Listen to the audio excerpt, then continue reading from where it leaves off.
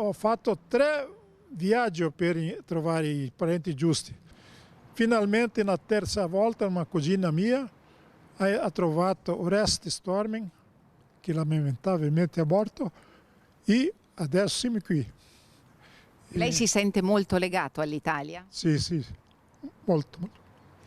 Sono felice di essere qui. 863 discendenti diretti conta Rio Grande do Sul, la grande famiglia originata da Vittoria e Basilio Tormen, partiti in cerca di fortuna da Carfagnoi di Borgo Valbelluna il 6 gennaio del 1886. Stamattina Maximino, terza generazione dei Tormen di Trichiana, era presente alla 59esima assemblea dell'Associazione Bellunesi nel Mondo con il suo carico di emozione e di esperienza che lo ha portato ad essere uno fra i più noti imprenditori nel settore della lavorazione del legno in Brasile.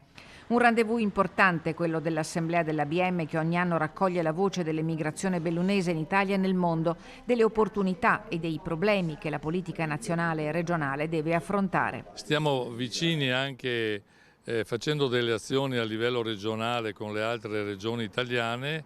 Per esempio ci sono alcune regioni che hanno già fatto delle leggi regionali per contrastare questa fuga all'estero. Ed è uno degli obiettivi che più ci sentiamo di sostenere. ABM si è messa a disposizione per soddisfare la grave carenza di personale, facendo rientrare in modo permanente i discendenti bellunesi, vere potenzialità per il nostro territorio, offrendo loro posti di lavoro specifici. Noi abbiamo un patrimonio di 80 milioni di persone con passaporto italiano o di italo-discendenti che hanno in comune le origini, che conoscono il dialetto nostro e che sono in gran parte affidabili, di poterli mettere nelle condizioni di poter trovare lavoro, ma però bisogna superare il problema di trovare la casa.